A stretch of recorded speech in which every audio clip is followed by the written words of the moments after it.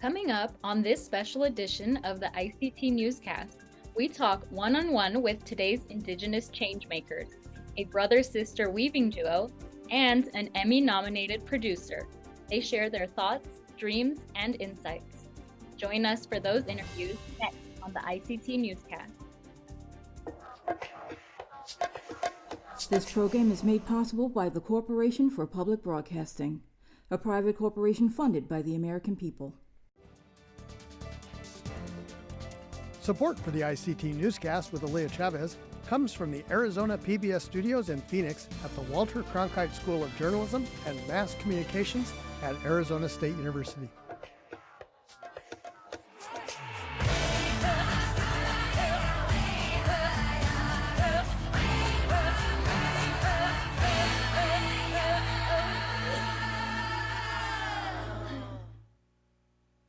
Huatzinasihopa. Thank you for joining us. I am Paris Wise, in for Aaliyah Chavez.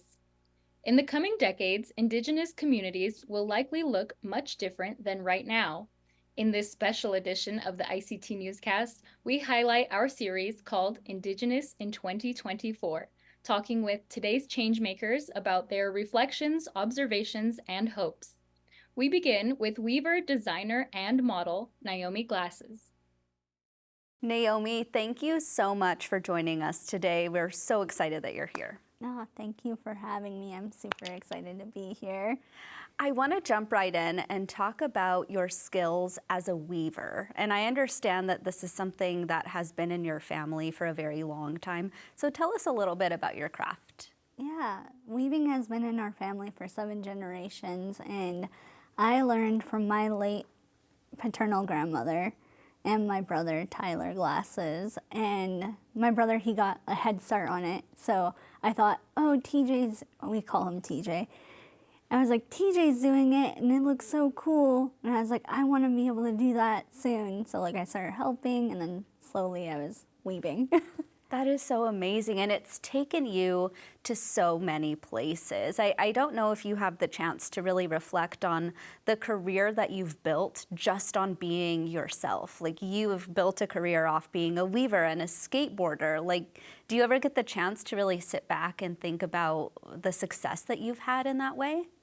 I have had, I've had the opportunity to sit back and reflect, and it's just amazing seeing that these are dreams that I had while I was sitting at the loom, and I was thinking, oh, one day it would be cool to make blankets with my designs, and now I have the sackcloth and ashes blankets that I designed. Or, oh, it'd be really neat to see my designs on floor rugs, and now I have floor rugs on my website. And with the biggest one recently is being like, oh, I want to see my designs on clothing, and I recently released the Ralph Lauren Naiomi Glasses collection, so it's been amazing, really. I want to actually learn a little bit more about your childhood, because we all had to start somewhere. So tell us what little Naomi was like and sort of what her life was like.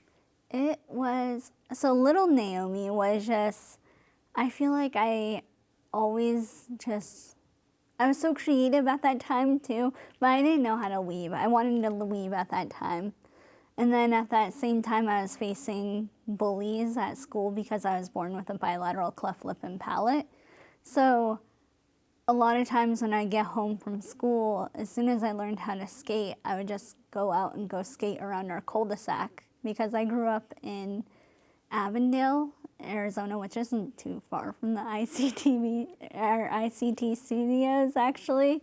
So I would go around and I would skate, and that's kind of how I found that love for skateboarding, because it became a place of solace and just a great place for me to be myself.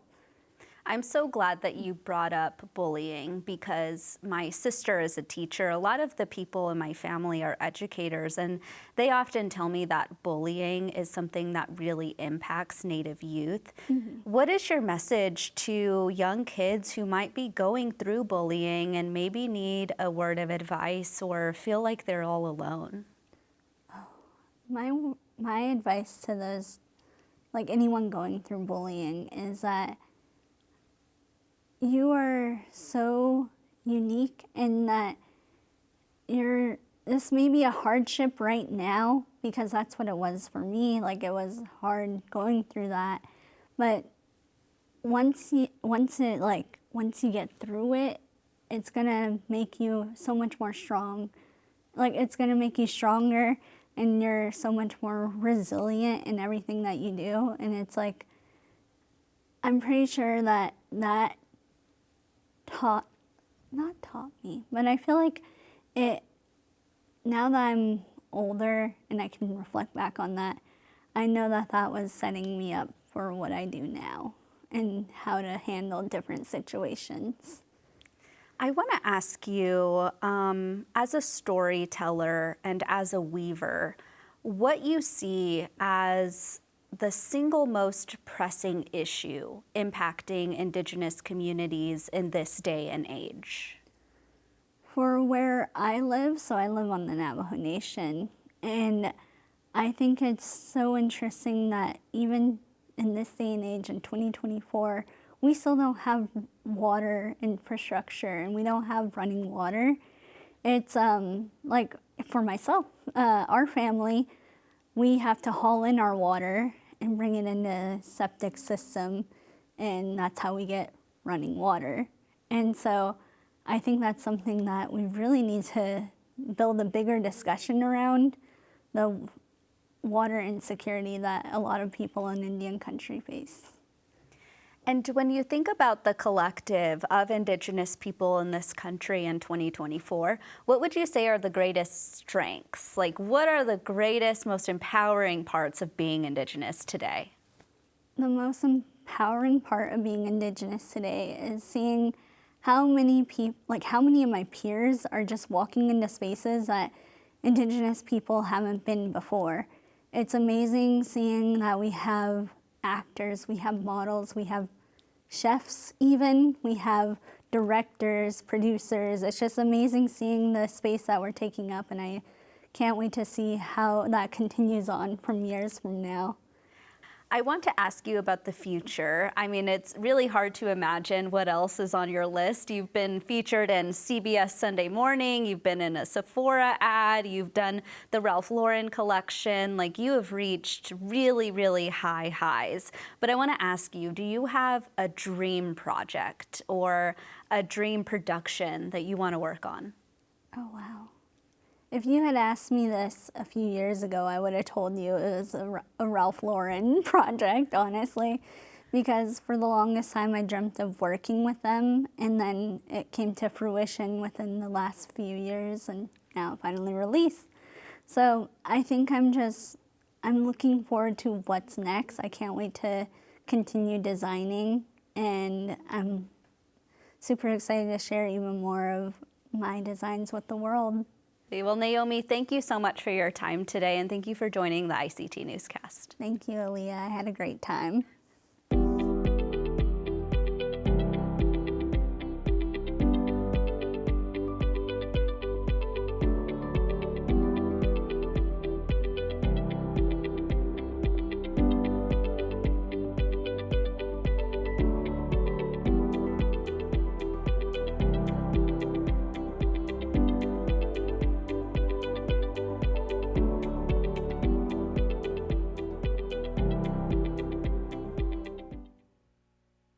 Jhane Myers is a Comanche and Blackfeet creative who won several awards for her role as a producer on the science fiction and action movie Prey.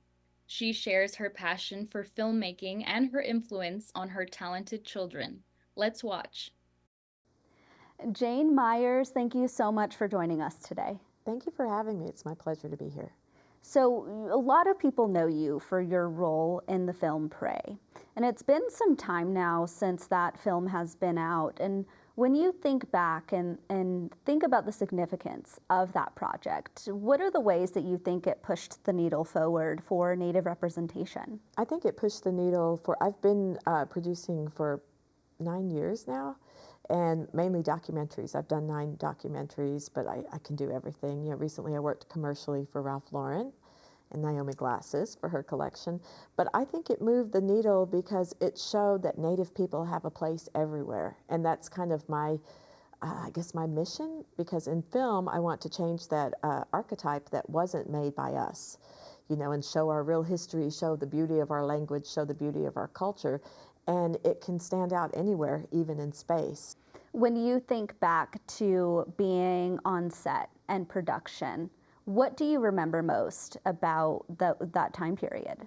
The time period was right during the pandemic, so we shot in Canada when the border was closed, so we had visas. There were only 10 of us that were from the US, and I had been like on lockdown just like everyone else. And if you see the film, Prey is shot primarily outside. We didn't really do any studio shooting.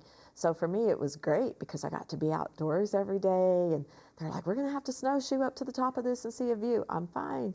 We're going to have to put on waders and walk across this very cold river. And it was great. And just to like the native actors that were on it, like Amber Midthunder, you know, just to work with her and keep her motivated. And just think about when she jumped in that river, that water was like 45 degrees because it was melted snow water that was coming down the river. So just to make something that I think was so basic and just, I feel like Prey just took it back to the beginning, like how Predator was. It was just good entertainment and exciting, not like a lot of digital stuff and vampires and etc. So, has there been a reaction that resonates with you most to that film that came from an Indigenous person who maybe said like, holy cow, that was the coolest thing I've ever seen? What reactions have you heard? When I first got the script and across the top it said all all language in Comanche, all lines, I was really excited because that hasn't really been done. So I wanted to make something that my people, the Comanche people, could be proud of. I wanted to inspire little kids because when I grew up, I saw nobody that I knew that was Indigenous, and the Comanches are always misportrayed. So I wanted to make something, you know, where you can be a superhero. You know, Amber Midthunder's like the first Native superhero and the first woman to actually lead a Predator franchise. There has never been like a woman protagonist. That's amazing. I want to switch gears a little bit and ask you about something really serious to Indigenous people. As a storyteller, what do you think is the single most pressing issue for Indigenous people in this day and age? Oh, a lot of things. We have environment still, you know, food challenges. We even have justice, you know, as well as, you know, climate change. I'm currently working on a documentary on Leonard Peltier. So that is a story that a lot of people your age, you probably know of him, but like the world doesn't really know of him. And it feels good to be back in that doc area because I work among like many different types of media. So, but to be back in documentary, this is my 9th documentary. And to have that contact with Leonard and to try to amplify his case and shed a light, you know, that's worldwide. To me, that's really important because a lot of people don't know that history. I think that sort of blends into the next question, which is the flip side of that. What do you think is the greatest strength of Indigenous people in 2024? I think the greatest strength is we all support each other.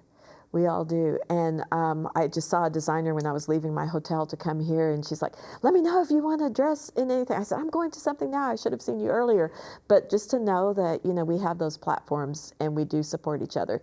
I think the activism is taking a really different turn because just seeing the history of the Peltier story, if you look back in the 70s, we weren't equipped like we are now. You know, we didn't have Indian Collective. We didn't have the, you know, people in working for the administration in the White House. You know, we didn't have this kind of power. So just to have that and to be able to put it into a film, because film is very powerful. You've talked a lot about your roles in this industry, but I want to ask you about what could be your most important role, and that's as a mother. You have incredibly talented children, so tell us about them. Oh, yes. Well, my children are amazing. So you went to school with some of them, so I'll start from the bottom and work my way up. Philip Bread is a model in New York. And if you look at the recent campaign with Naomi Glasses, he's our hero model, which means our like main model like Quana was. And so he's been doing a lot of work. And then fast forward to Pichon Bread. Pichon Bread is my daughter, and she's amazing. She's a producer and a fashion designer. She'll be debuting in May in the Native Fashion Week in Santa Fe. And then Wakia Jhane. Wakia Jhane is an incredible artist. She's a ledger artist, and her work is phenomenal. And she's in, I forget what museum it is in New York. And so she's, like her work is in private collections, and not just in the Native sector, but outside of the Native sector, which I think is important. And I think that's how all of my children work. They're traditional Native people, but yet you see them mainstream on large platforms.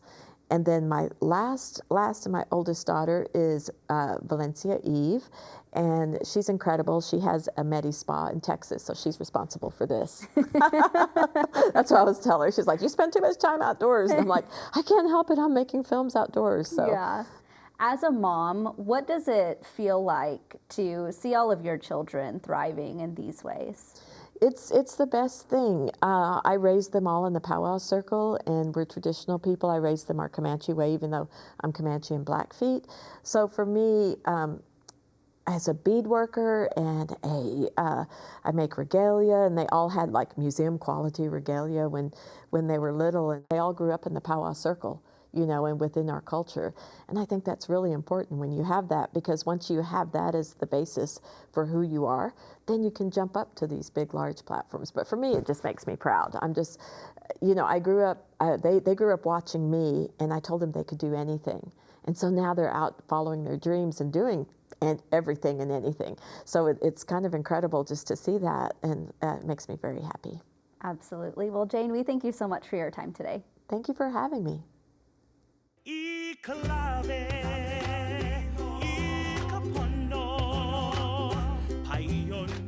ali'i ka aina he kawa ke kanaka.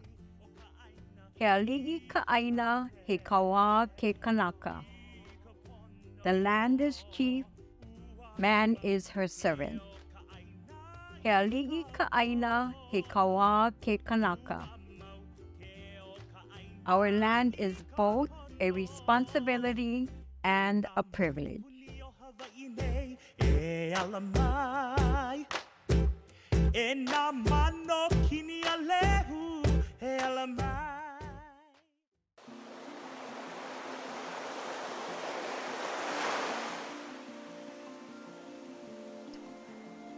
We are all children born of water. It is where all life begins. Water embraces and protects us. We revere it in our homes. We need to live close to water. It nourishes and cleanses us. All living things know this. Sometimes water is gentle and floats in the air. Sometimes water is harsh and powerful. Sometimes it catches the sun's rays. Water changes with the seasons, alive and always moving, even when no one is looking. Water is patient.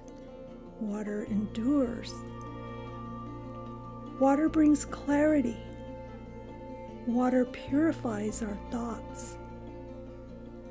Water brings us together. Water is holy. Water helps us heal. Water is medicine.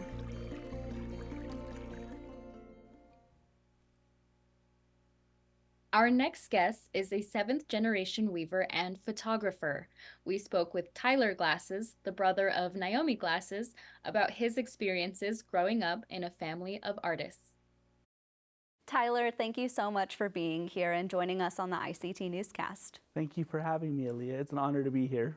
Your sister, Naomi Glasses, is a weaver, and I understand that you taught her some of the skills. So maybe let's start off and reflect on your family's history of weaving. Well, our family, we say 7 generations, and that's how far we can trace it back through our grandma's stories. Because she said, so many great grandmothers ago, learned to weave at Fort Sumner, and we don't know if there was a weaving family or a weaving matriarch before that, because the one that she can trace it back to is there. So we start there usually, and then from there it's just continued on in our family, and usually it's the mothers and aunties that weave, but our grandmother taught all her kids to weave, including her sons, and then. So like our dad, we're like, you know how to weave? He's like, yeah. Our mom taught all of us, and then so I picked it up from my grandmother, my paternal grandmother, and then from there I just like went with it, and like I kept weaving because like our grandma would say, weaving can make a life for you, and so we've taken that and we've figured out different ways we can incorporate weaving into new mediums like that most Navajo weavers don't get to reach at, or most Navajo weavers. Are just used to weaving at home on the loom, but we wanted to like take those designs out to make them more accessible. What has been the reaction of other Navajo people who have used weaving traditionally for ceremony or for family outfits, but what has been their reaction seeing your designs now on such a wide and mainstream audience? Is it something that they're really excited about? It's so wild, like hearing people from the community who are excited for like the designs. We have people that say, I went to like the store and bought like the blanket, and because you can buy them at REI's, and then or you can order them off the website, and it's really awesome seeing just community supporting it. Like we have one of our local royalties, she has them and she wears it for like her events and photos and stuff, and then people who order the floor rugs, a lot of them are from the Indigenous community, and it's so great to see that support from everyone. And so I'm assuming that they're loving it. I want to circle back because this series is called Indigenous in 2024. Mm-hmm. And I want to ask you, from your observations, what you think the single most struggle is that is impacting Indigenous people in this day and age? I think a big struggle right now is retaining traditional knowledge and crafts and different mediums like that. But I feel like social media is helping like help young people see, like you see like a kid can see a beadwork artist and be like, oh, I love that, and you know, I want to learn how to do that.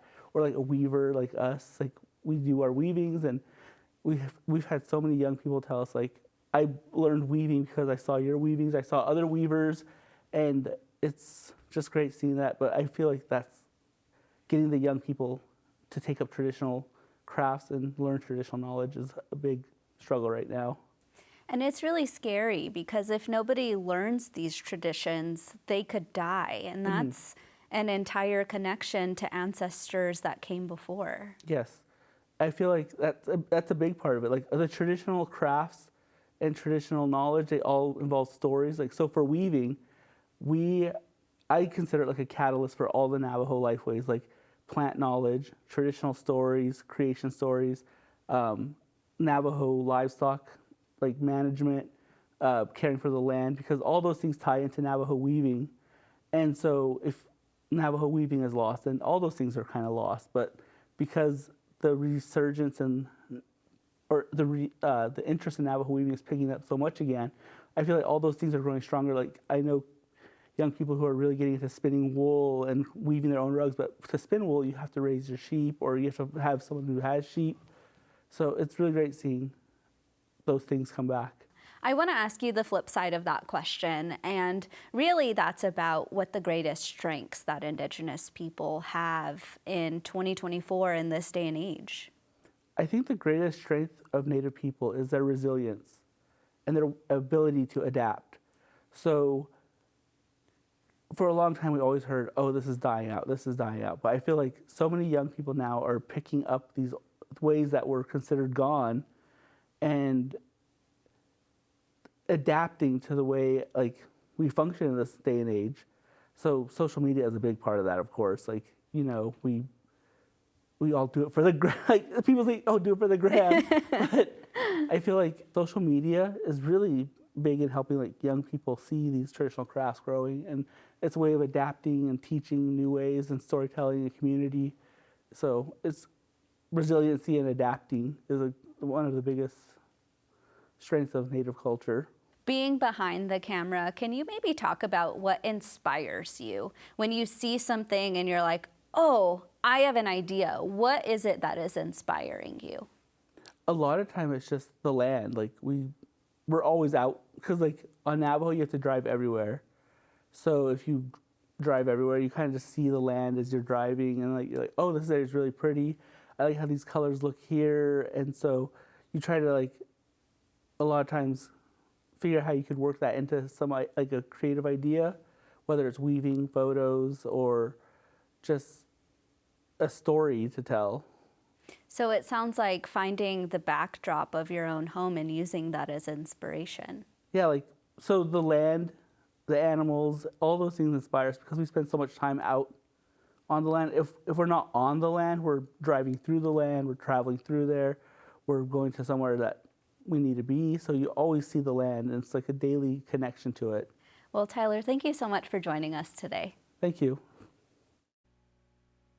And that's a slice of our Indigenous world. For all the latest, visit ictnews.org. From all of us in the newsroom, stay safe, my relatives.